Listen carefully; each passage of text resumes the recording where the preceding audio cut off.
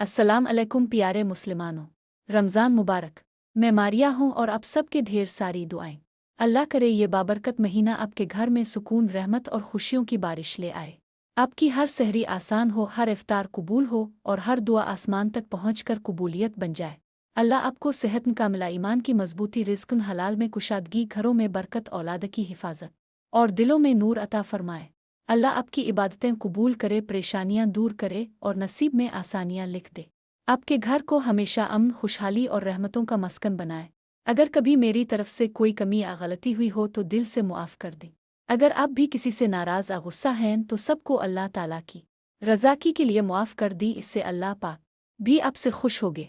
आए इस रमज़ान मोहब्बत, दुआ और अच्छे ताल्लुक़ के साथ शुरू करें।